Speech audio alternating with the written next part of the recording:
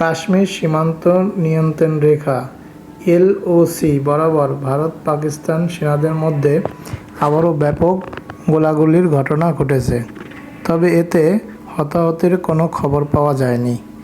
এ নিয়ে টানা 5 দিন সীমান্তে ভারত ও পাকিস্তান সেনাদের মধ্যে গোলাগুলির ঘটনা ঘটল বলে মঙ্গলবার এক প্রতিবেদনে জানায় ভারতীয় সংবাদ মাধ্যম এনডিটিভি।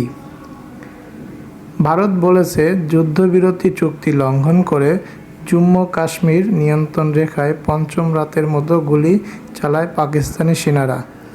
এই উস্কানির জবাবে ভারতীয় সেনাবাহিনীও গোলাগুলি চালায় বলে জানিয়েছে ভারতীয় সেনাবাহিনী। কাশ্মীর সীমান্ত নিয়ন্ত্রণ রেখা এলওসি বরাবর ভারত-পাকিস্তান সেনাদের মধ্যে আবারও ব্যাপক গোলাগুলির ঘটনা ঘটেছে, তবে এতে হতাহতের কোনো খবর পাওয়া যায়নি।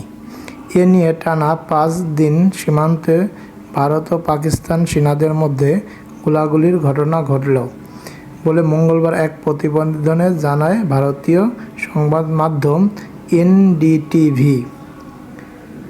ভারত বলেছে, যুদ্ধবিরতি চুক্তি লঙ্ঘন করে জম্মু কাশ্মীর নিয়ন্ত্রণ রেখায় পঞ্চম রাতের মতো গুলি চালায় পাকিস্তানি সেনারা। এই উস্কানির জবাবে ভারতীয় সেনাবাহিনীও গোলাগুলি চালায় বলে জানিয়েছে ভারতীয় সেনাবাহিনী। কাশ্মীর সীমান্ত নিয়ন্ত্রণ রেখা এলওসি বরাবর ভারত-পাকিস্তান সেনাদের মধ্যে আবারও ব্যাপক গোলাগুলির ঘটনা ঘটেছে, তবে এতে হতাহতের কোনো খবর পাওয়া যায়নি। এ নিয়ে টানা 5 দিন সীমান্তে ভারত ও পাকিস্তান সেনাদের মধ্যে গোলাগুলির ঘটনা ঘটল বলে মঙ্গলবার এক প্রতিবেদনে জানায় ভারতীয় সংবাদ মাধ্যম এনডিটিভি। ভারত বলেছে, যুদ্ধবিরতি চুক্তি লঙ্ঘন করে জম্মু কাশ্মীর নিয়ন্ত্রণ রেখায় পঞ্চম রাতের মতো গুলি চালায় পাকিস্তানি সেনারা। এই উস্কানির জবাবে ভারতীয় সেনাবাহিনীও গোলাগুলি চালায় বলে জানিয়েছে ভারতীয় সেনাবাহিনী।